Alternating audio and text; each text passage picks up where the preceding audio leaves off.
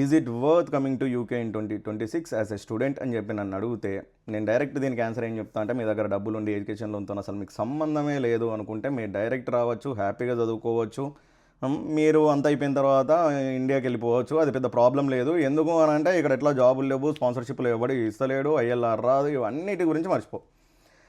రెండోది ఇంకెవరు రావచ్చు అని అంటే మీకు ఆల్రెడీ సబ్జెక్ట్ నాలెడ్జ్ ఫుల్ ఉండి ఆల్రెడీ అక్కడనే మీరు ఆ సబ్జెక్ట్లో తోపు అయి ఉంటే మీరు రావచ్చు. కాకపోతే మీకు కొన్ని క్వాలిటీస్ ఉండాలి. అది ఏంటి అని అంటే పొద్దుకు 6 నుంచి 7 గంటలు నిల్చునే ఓపిక ఉండాలి, కాలేజీకు రాను పోను జర్నీ చేసే ఓపిక ఉండాలి, ఎటు పోయి వచ్చిన తర్వాత కూడా ఇంటికి వచ్చిన తర్వాత వంట చేసుకొని మీది మీరు తినే అంత ఓపిక ఉండాలి, మీ బొల్లు మీరు తోముకునే అంత ఓపిక ఉండాలి, ఎవరేం చిన్న చిన్న మాట అన్నా కూడా ఎవరిని ఏమనుకుంటా నిన్ను నువ్వు ఓడ్చుకునే అంత ఓపిక ఉండాలి. ఇదంతా ఓపిక సహనం ఇదంతా నీకు ఉంటే మాత్రం మీరు రావచ్చు.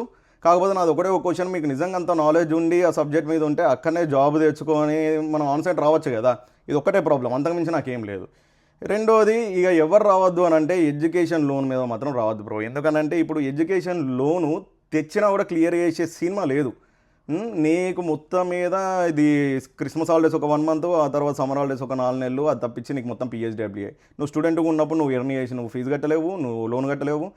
అసలు ఏం చేసినా మనకు లోన్ క్లియర్ అయ్యే పాసిబిలిటీస్ అయితే లేవు. ఇప్పుడు మళ్ళీ వీసా కూడా పిహెచ్డబ్ల్యూ 24 నుంచి 18 మంత్స్ అయిపోయింది, ఇది అందరికీ తెలిసిన విషయం. సో ఈ ఎడ్యుకేషన్ లోన్ మీద వచ్చి నాకు ఏం నాలెడ్జ్ లేదు, నేను ఇక్కడనే నాలెడ్జ్ గెయిన్ చేసుకుంటా, ఈయన్నే చదువుకుంటా, ఇట్లాంటి కాన్సెప్ట్లు ఉంటే మాత్రం సారీ బ్రో, అసలు మీరు రాకులి. నేను ఎందుకు చెప్తానా అంటే అర్థం చేసుకోవాలి. ఆ తర్వాతనైనా ఆ ఫీజులు మొత్తం బర్డెన్ మీ మీదనే పడుతుంది, మీ తల్లిదండ్రుల మీదనే పడుతుంది. ఇదంతా అలా ఆలోచించుకోవాలి బేసిక్గా. డబ్బులు ఎవరికైనా డబ్బులేని, ఏం డబ్బులేనా ఆయన డబ్బులే, అంతే.